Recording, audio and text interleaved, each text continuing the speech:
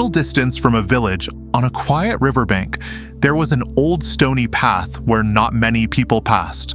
On that path, a monk had been sitting in the same spot for years, never moving forward, never going back.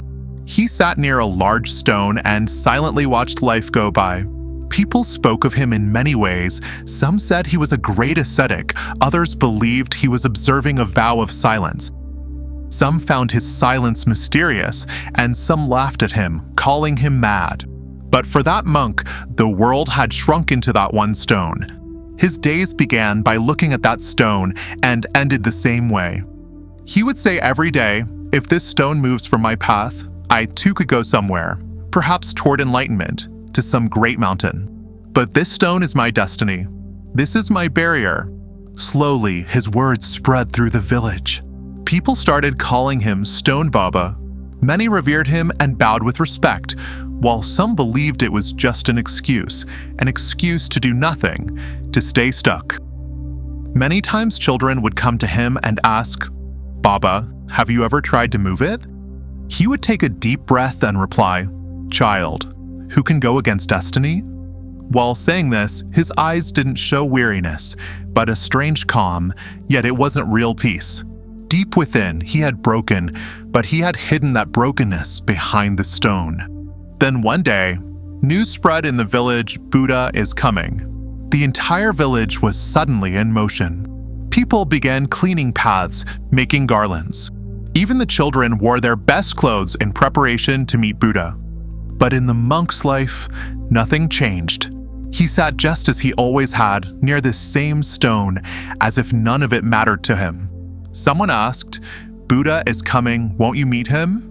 He replied, "If he's truly enlightened, he'll come here himself. I am bound to the stone. This is my meditation."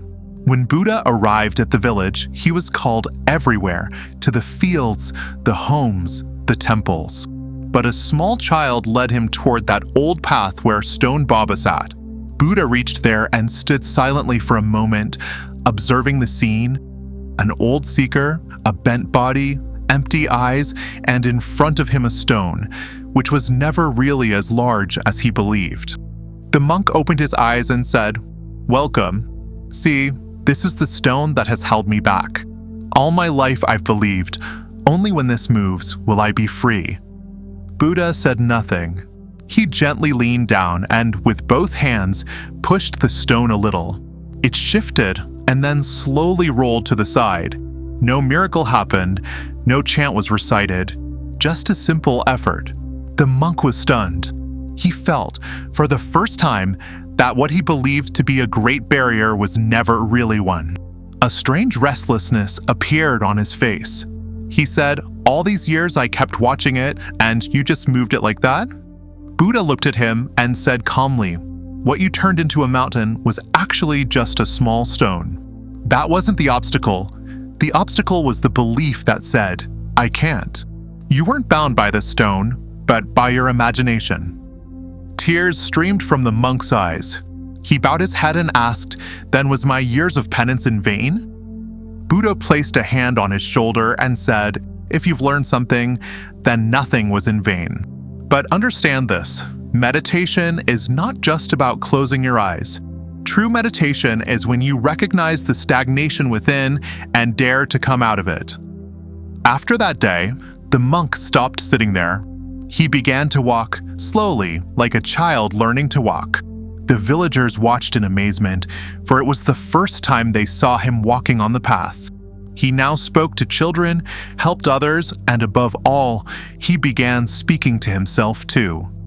He still looked at that stone every day, but not with hatred, rather like a friend, which was once a blockage, but had now become his greatest teacher. If we look at our lives, we all have some stone in our path. Sometimes it takes the name of fear, sometimes failure, sometimes a relationship, or even our own thoughts. And we start believing this is our fate, that we can't do anything because the path is blocked. But often, the path isn't blocked, we just stop walking. In truth, many times the obstacle isn't external, it's a habit we've grown inside. A thought that keeps saying, "This is enough, don't think beyond this." And that voice becomes so familiar that we start believing it is truth. But the moment we begin to see the stone just as a stone, no symbol, no fear, simply something that can now be moved, something inside begins to shift. And that's when life starts to flow in a new direction.